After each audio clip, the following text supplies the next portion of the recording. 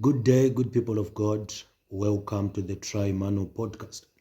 So today I watched an awesome short clip from brother Joshua Ignla that he was talking about how some people make a mistake of allowing spiritual fathers to change their callings. Let's watch the video, then let's come back to. Most of you pastors, you are in a prophetic ministry and you are allowing people to bamboozle you.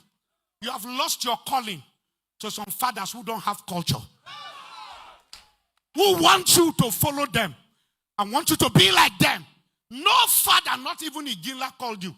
God called you. And you must answer to God. A father is to guide you, not to change your calling. If a father cannot honor you for your calling, leave him alone. And the problem is that some of you are lions and you are submitting under a squirrel. That's why you can't last. Know where you are. For the sons of Issachar were men that understood the mystery of the time. They know the mystery of the time. Hear me. There are people that will never accept you till you die. And it's not wrong. Your destiny and their destiny path does not cross. So the greatest takeaway from this video is the duty of a father is to guide you, not to change you. What that means is you don't need a spiritual father to change your calling. You need a spiritual father to guide you in your calling. You need a spiritual father to guide you in your calling. That means not everybody qualifies to be your spiritual father, number one. Number two, not everybody's ministry can father you. What do I mean by this? In the callings of God, they are what are called streams, right? Each and every man of God is in his own stream. They are prophetic streams. There are a lot of streams. There are a lot of streams. So specifically, he was dealing with those who are called. For example, you are called in the prophetic ministry. Then you might make a mistake of just following a man or going under a man because he's got a big church, he's doing well in his area of ministry, yet he is not in your prophetic stream or in your stream of ministry. What then will happen is there will be a conflict of callings because every man understands his own ministry. And some, they understand their ministries. Of course, it's a lack of wisdom because they will then tend to think their own ministry is the only ministry that is there. That's why you hear some teachers saying all you need is the word. Some also talking, overemphasizing the importance of their own ministry because God would have given them only a proper and a deeper understanding of the area that they are called in and that they function in, because ministries are deeper. They have a lot of branches, and just following your own branch, you might not even be able to exhaust it. I don't know if you're getting what I'm saying. So when he says they are men that will never accept you the rest of their lives, what that means is they are men of God who might not even accept your ministry until they die. Why? Because they are not given the capacity to understand how you function. Now, putting this in line with what we are dealing with, what do you think will then happen? You go and submit to a man who have not been given a capacity and understanding to even understand you, to understand even your calling. So it's very dangerous. So in a nutshell, fatherhood should actually cause your ministry to explode, your ministry to excel.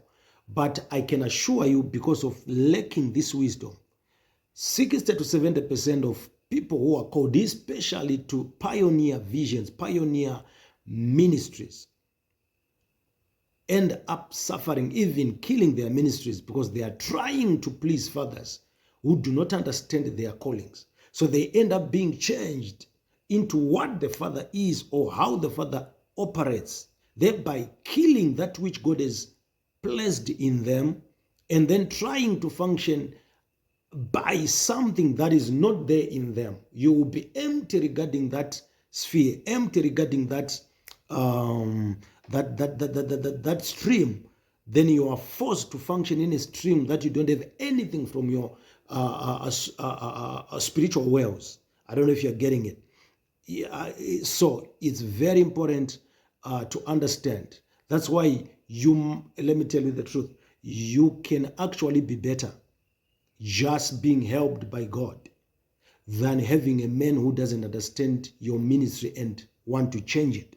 It's a plus if you have a father who understands your ministry and guides you and pushes you in that line than having a man who blocks your spiritual wells from functioning. Because the moment you are told to stop functioning in a certain way, what happens with spiritual graces, giftings, abilities?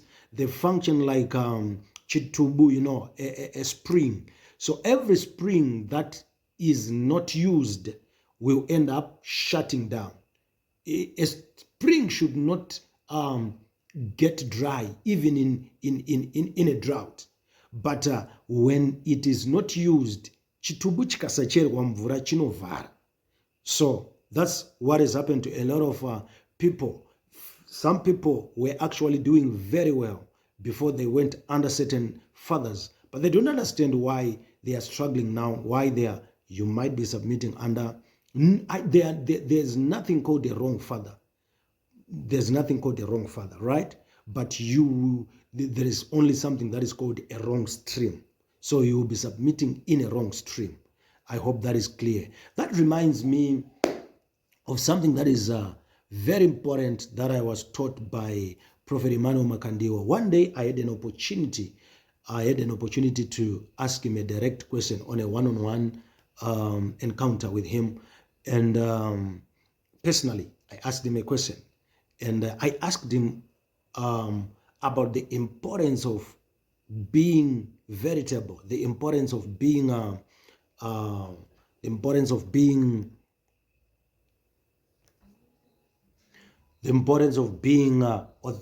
authentic, true, veritable, the importance of being bona fide. I asked him about the importance of being veritable, the importance of being authentic. That's the main word. Of course, bona fide, legit, other ways that can try to really bring out the idea that I want to bring out. So I asked him, because in that season there was a confusion between the words impartation, what are the other words? Impartation, impactation, importation.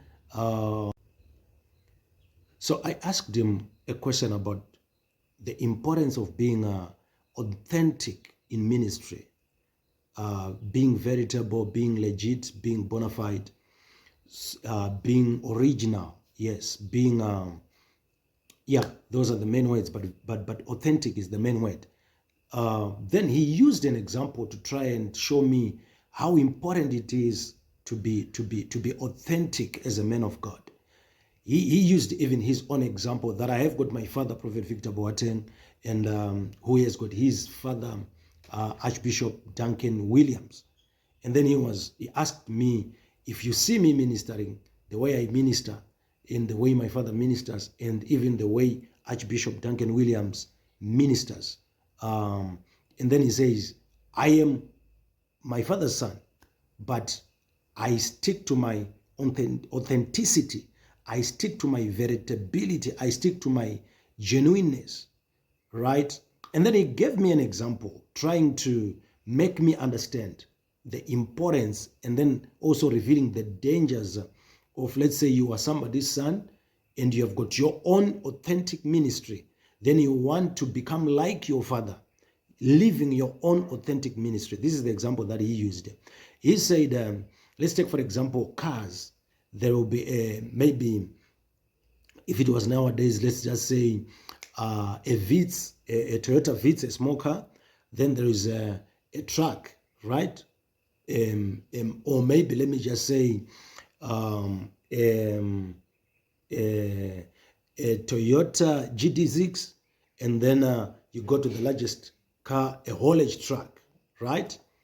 And then he says one will be maybe a Vitz, and then you want to be like a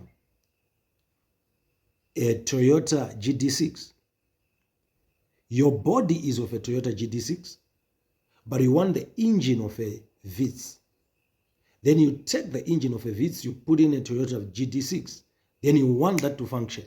What happens? And it was very clear that it is very dangerous. Then he said, some even make a mistake that their engine, their body is the body of a Toyota Vitz. And then they want to be like a father who is like a haulage truck.